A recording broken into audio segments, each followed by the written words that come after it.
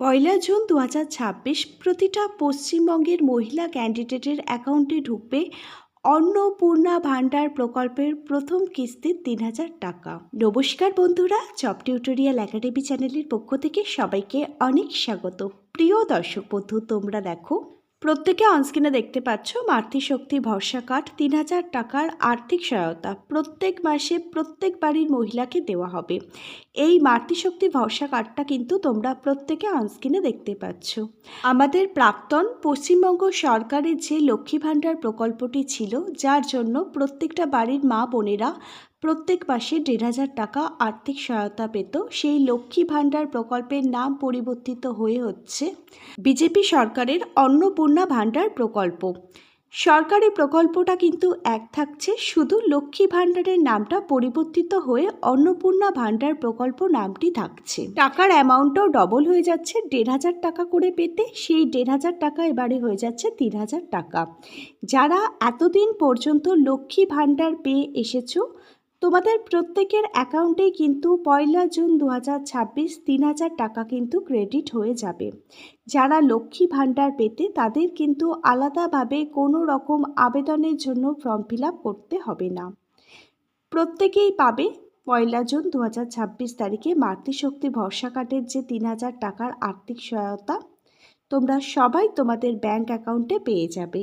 পশ্চিমবঙ্গে জাতি, ধর্ম, বর্ণ নির্বিশেষে প্রত্যেকটা ধর্মের মানুষই পাবে। যারা লক্ষ্মী ভাণ্ডার পেয়ে এসেছো, তোমরা প্রত্যেকেই কিন্তু পাবে। কারা এখানে এই প্রকল্পের সুবিধা পাবে না? যাদের SIR এ নাম বাদ হয়ে গেছে, যারা অন্য দেশ থেকে আমাদের দেশে এসেছো, যারা মৃত ভোটার আছো, সেই সমস্ত ক্যান্ডিডেটসরা কিন্তু এখানে অন্নপূর্ণা ভাণ্ডারের 3,000 টাকা পাবে না। যারা এর আগে লক্ষ্মী ভাণ্ডার পাওনি, যারা নতুন ক্যান্ডিডেট আছো, তাদের শুধুমাত্র এখানে আবেদনের জন্য আবেদন ফর্মটি পূরণ করতে হবে। আদার্স বাকিরা কিন্তু পয়লা জুন 2026 অন্নপূর্ণা ভাণ্ডারের টাকা পাবে। নতুন ক্যান্ডিডেটদের জন্য সবার প্রথমে দেখো মাতৃশক্তি ভরসা কার্ড 3,000 টাকার আর্থিক সহায়তা প্রতি মাসে। এখানে দেখো এনরোলমেন্ট ফর্মটা সবার প্রথমে ফিল আপ করতে হবে, এখানে নাম এন্ট্রি করতে হবে, ফর্ম সংখ্যাটা অফিস এখানে লিখে দেবে, তারপর যে তারিখে এটি জমা করবে সেই তারিখটা বসাবে, নাম লিখবে, টাইটেল লিখবে, যে মোবাইল নাম্বারটি ব্যাংকের সাথে এবং আধার কার্ডের সঙ্গে লিঙ্ক আছে সেই নাম্বারটি এখানে লিখবে, আধার কার্ড থেকে স্থায়ী ঠিকানাটা লিখবে। যারা এনরোলমেন্টে নাম এন্ট্রি করবে, নতুন ক্যান্ডিডেটদের বলছি, তারাই কিন্তু আবেদনের জন্য অফলাইন আবেদন ফর্মটি কালেক্ট করতে পারবে। যত তাড়াতাড়ি সম্ভব এই এনরোলমেন্টটা ফিল আপ করে জমা করে দাও এবং আবেদন ফর্মটি সংগ্রহ করে নাও। যারা এনরোলমেন্টে নাম এন্ট্রি করবে, তারা দেখো প্রত্যেকে অনস্ক্রিনে একটি আবেদন ফর্ম দেখতে পাচ্ছ, তাদের এই আবেদন ফর্ম দেওয়া হবে। এখানে কিভাবে ফিল আপ করবে, আবেদন নাম্বারটি অফিস ইউজ করবে, যে তারিখে আবেদন ফর্মটি জমা করবে সেই তারিখ বসাতে হবে, আবেদনকারীর নাম লিখতে হবে, পিতার নাম অথবা স্বামীর নাম লিখতে হবে, জন্ম তারিখ, ডেট অফ বার্থটা লিখতে হবে, বয়স লিখতে হবে ক্যালকুলেট করে।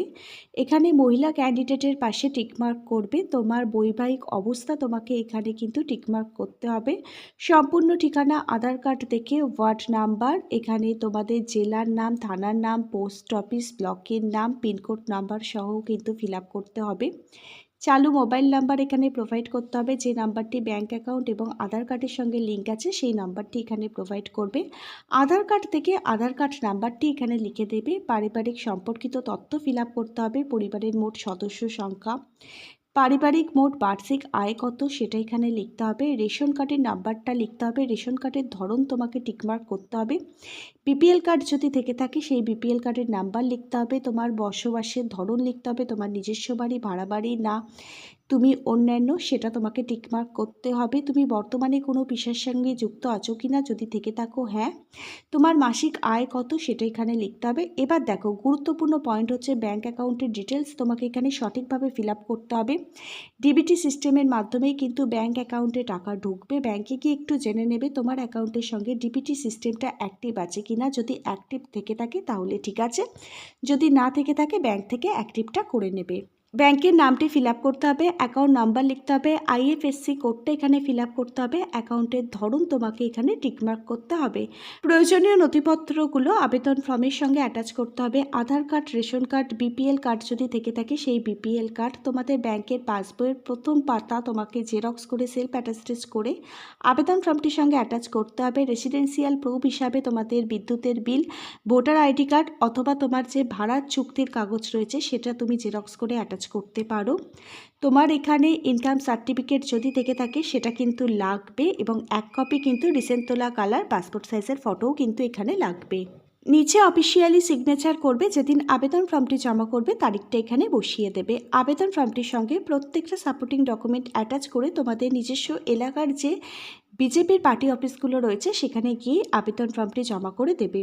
যারা নতুন আবেদনকারী আছো তাদের বলছি যত তাড়াতাড়ি সম্ভব এনরোলমেন্টের নামটা এন্ট্রি করে নাও এবং আবেদন ফর্মটি সংগ্রহ করে নাও, ফিল আপ করে তাড়াতাড়ি জমা করে দাও, কারণ 1 জুন 2026 প্রত্যেকের অ্যাকাউন্টেই ঢুকবে অন্নপূর্ণা ভাণ্ডারের প্রথম কিস্তি 3000 টাকা।